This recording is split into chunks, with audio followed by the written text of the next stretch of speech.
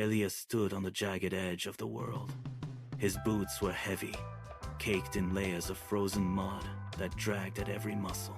Below the ledge, the mountain dropped away into a void of gray mist. He was 99% of the way to the summit, yet his legs refused to obey the command to move. He tried to shift his weight, but his knees locked, vibrating with the strain of hours spent fighting the incline. The air here was thin, sharp enough to cut the back of his throat with every intake. He leaned forward, bracing his palms against the rough, biting surface of the rock face, and waited for the tremor in his thighs to subside. It did not. The silence of the altitude was absolute, pressing against his ears like a physical weight. He looked up at the final vertical stretch of ice, a wall of frozen glass that stood between him and the peak. His vision pulsed in time with his heartbeat, blurring the edges of the rock. He was trapped on a ledge no wider than a doorway, suspended between the climb he had finished and the summit he could not reach. He let his head drop, his forehead resting against the cold stone, and listened to the sound of his own ragged, shallow breathing echoing against the mountain wall. 7 years of his life had led to this exact elevation. He had spent every season mapping these ridges, memorizing the density of the ice and the way the wind funneled through the northern crevices. He had calculated the caloric burn, the oxygen consumption, and the precise angle of every ascent. His mind was a library of topographic data, an archive of every failure he had endured to reach this point. He knew the mountain's anatomy better than he knew his own, but he had not prepared for the sound that cut through the silence now. A sharp, rhythmic hiss erupted from his side. It was the oxygen tank. The needle on the gauge had dropped into the red zone, vibrating with every shallow breath he pulled. The hiss was thin, metallic, and relentless. It was a countdown.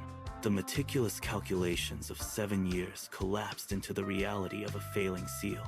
He was a man running out of time. The hiss of the tank was no longer a warning. It was a verdict. Elias felt the cold seep through his layers, no longer held back by the adrenaline that had fueled his ascent. He looked at the summit, then at the jagged path he had spent years mapping. The mountain did not care about his 7 years of preparation. It did not care about the maps or the calculations. It only cared about the gravity that pulled at his bones. He reached for the buckles of his pack. His fingers, stiff and unresponsive, fumbled with the frozen clips. He worked, one, then the other, the metal biting into his skin. With a final, jerky motion, he pulled the straps over his shoulders.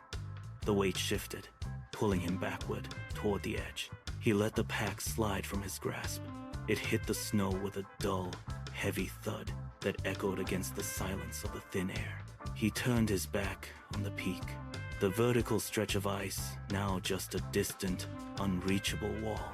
He stepped away from the ledge and let his body slump into the snow. The silence of the high altitude was absolute. It pressed against his eardrums, a heavy, suffocating blanket that seemed to swallow the very concept of sound. Elias sat in the snow, his legs splayed out before him, his muscles trembling with the sudden cessation of effort. He did not look up at the peak. He did not look at the path he had carved.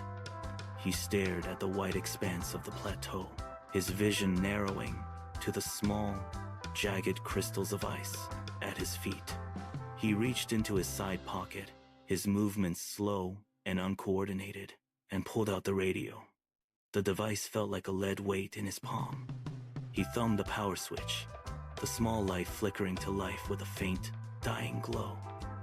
He held the radio to his lips, his breath coming in ragged, shallow gasps that clouded the air before him. He opened his eyes for a second, catching a glimpse of the vast, indifferent sky, then closed them again. He was ready to speak the words that would end his 7-year pursuit. He leaned his head back, letting the cold bite into his skin, and waited for the signal to clear, his thumb hovering over the transmit button, his spirit finally yielding. The radio sat heavy in his palm, a silent witness to his surrender. Elias leaned further back, his spine arching into the frozen drift, his eyes still tightly shut against the glare of the high-altitude sun. He sought only the void of rest. Then, his right hand, splayed flat against the ice, shifted. It did not find soft powder. It found a jagged, protruding edge of granite, hidden just beneath the surface crust. The rock was razor sharp. It bit deep into his palm, a sudden, searing line of fire that cut through the dull ache of his exhaustion. He gasped, his eyes snapping open. The pain was immediate, visceral, and impossible to ignore.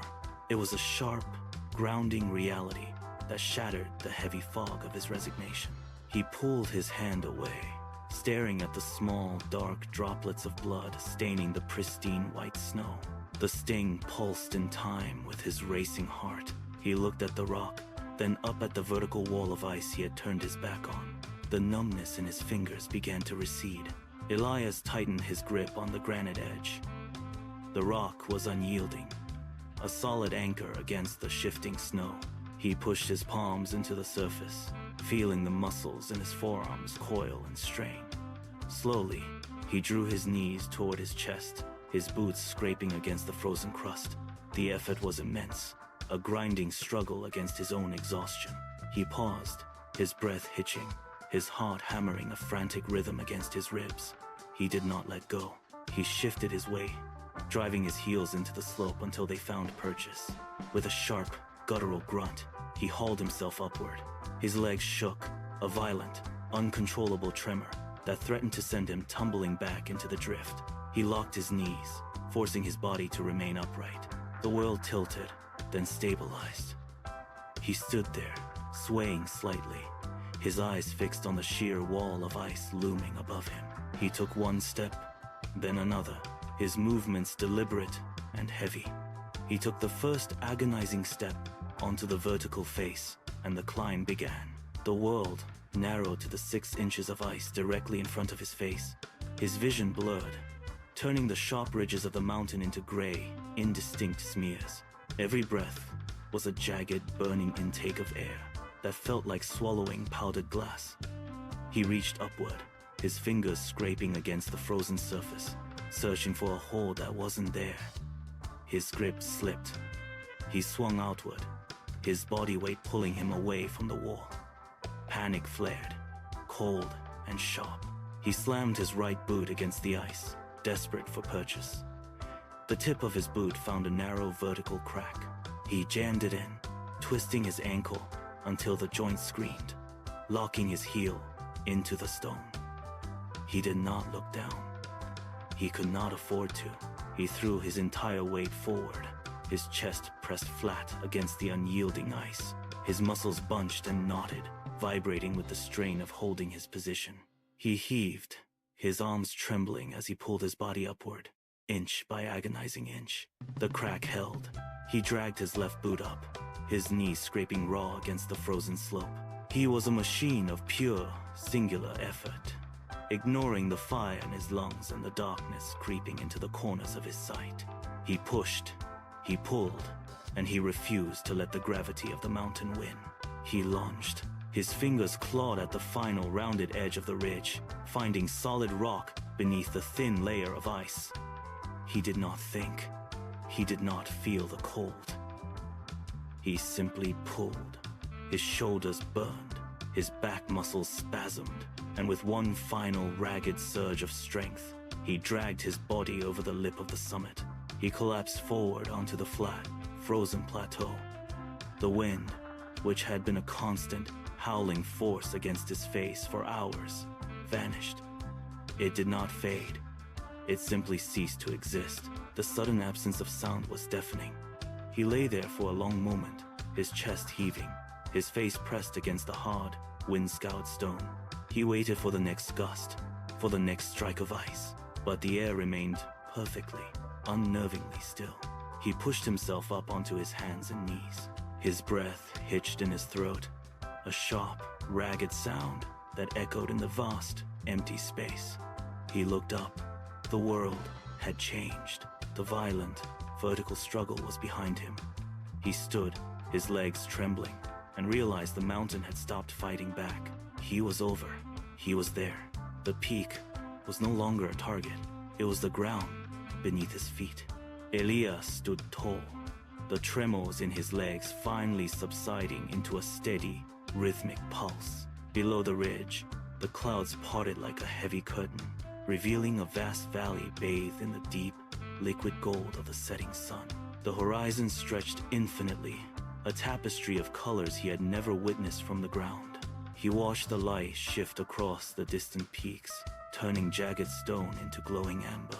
The silence of the summit was absolute, a stark contrast to the roar of the wind he had fought for hours. He reached into his pocket, his fingers moving with deliberate care, and pulled out his climbing log. He opened the worn cover and marked the final entry, the graphite scratching clearly against the paper. He did not look back at the path of exhaustion. He did not think of the cold or the moments he had nearly let go. He stood there, watching the shadows lengthen across the valley floor, knowing that the distance between defeat and this view was exactly one step. He understood now that the mountain did not care about his desire to quit. It only responded to the persistence of his movement. Breakthrough is not a destination found by chance. He closed the log and looked toward the next horizon.